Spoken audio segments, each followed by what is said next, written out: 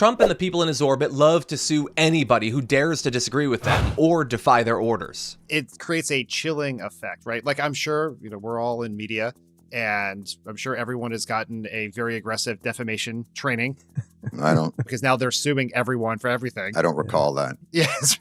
I'd call your lawyer then, but it's like, and because, and the sense is that there's someone is watching you and they are going to make, and even if they can't win the case, they can get your case either to discovery, they can just make you pay a bunch of money and lawyer fees, and for media, it's like, this is Trump suing Ann Selzer for an incorrect poll in an election he won, right? Right. That's the Iowa pollster who said that he was doing worse than he was actually doing. But still winning. Right? But still winning. Yeah, Yes. That's exactly right. And like that could have bankrupted the newspaper there if they eventually dropped that suit. And that affects everyone. It affects every company now has to make a decision. Like, we have just been through this with media companies. Like, is it worth, should you just settle and maybe pay a price for it over the course of your business or not? Right. Like, you have talked about this a lot. And it does, some people will stand up. Wilmer Hill stood up, folks in the media have stood up, but not everyone stands up. Right. And you have to do that. And then now everyone in society is doing that cost benefit analysis of, is this worth the potential blowback that I am going to get if I become targeted?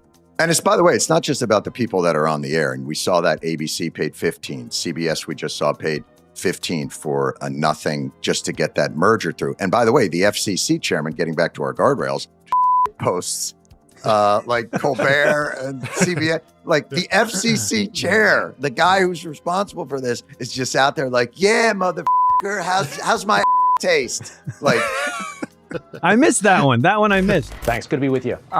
Let's just go ahead and get it out of the way. Did President Trump have anything to do with the cancellation of Stephen Colbert's show? Well, here's what's important to keep in mind is a broader dynamic.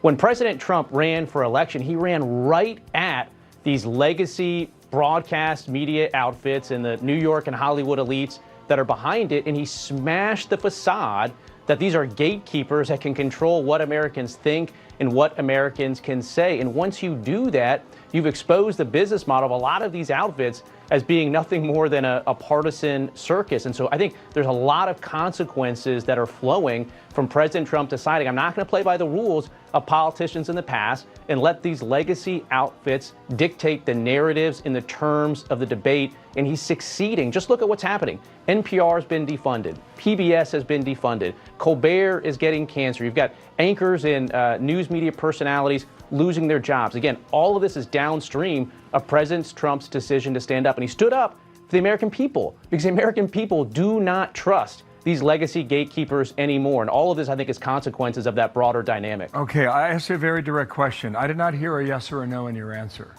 I heard a maybe. Yeah, ultimately, these are business decisions for CBS to make and for these outfits to make. And I'm, shocked at the type of stuff that you just played. They don't find to be in their profitable business interests. And you said ABC is going to take action. What do you expect that action to be?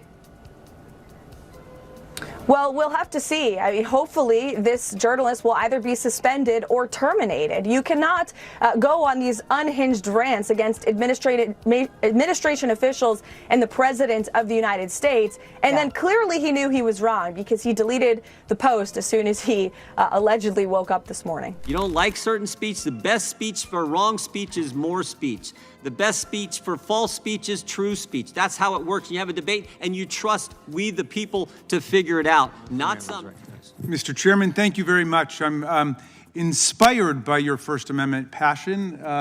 You are the you are the Jon Stewart Mill of the House of Representatives and the Voltaire of Congress, and you put me in the mood of Justice Brandeis. But I want to ask. Stop there. No, I got to keep going a little bit because I have to know whether or not your First Amendment passion and principles, which I take to be completely true, and I've always known that about you, extend to one citizen named Donald Trump. Now, let's talk about Donald Trump for a second, okay? He is, after all, I think, the President of the United States. And check this out, okay? Everybody in this room who's sitting on this side of the dais is a politician, okay? We have people say stuff about us and say stuff about our rivals and our opponents all the time. I don't know if there's anybody here who's ever sued anybody in politics for libel or defamation? I'm taking that no. I imagine a lot of us have felt like, have you? Well, I'll be curious to hear about that later, Mr. Isa. But the vast majority of us don't sue people even when we feel really aggrieved by the mean things that people say. And yet, Donald Trump gets to be president of the United States, and suddenly he decides he doesn't like Jim Jordan's approach, which is the answer to bad speech is good speech. The answer to false speech is true speech. The answer to nonsense is the dialectics of expression. That's the spirit of the First Amendment. Well, check this one out. Donald Trump personally suing CBS for $20 billion. The president of the United States is suing CBS for $20 billion. Why? What did they say about him? Did they lie about him? Did they defame him? No, it has nothing to do with him. It has to do with the way he thinks they unfairly edited a video conversation with Kamala Harris. He said that the way the video looked in the commercial for 60 Minutes was different from the way she appeared.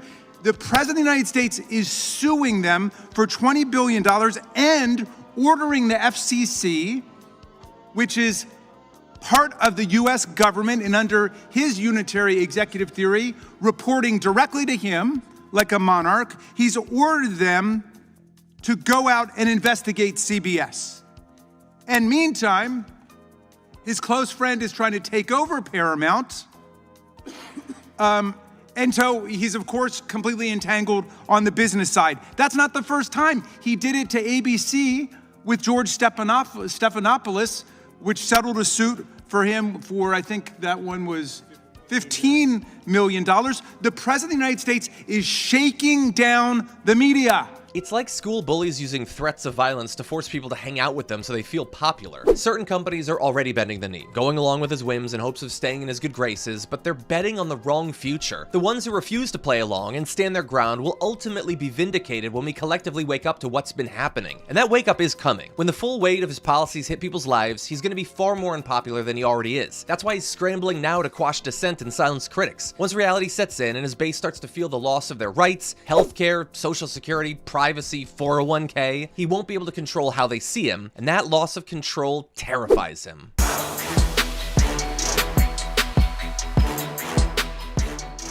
If you enjoyed that, then make sure that you never miss another video by subscribing. And if you want a little more, consider hitting the join button and becoming a member. So you're probably wondering, why would I do that? Well, when you do that, you get access to bonus content that I make every single week, and it's a lot of fun. You get custom emojis and more. If you join at tier 3, by the way, you even get access to a monthly member hangout with myself. And you'll get all that going forward, but you'll also unlock years of the back catalog that is literally 100 or more bonus clips and top 10 lists and debates and more. So what are you waiting for?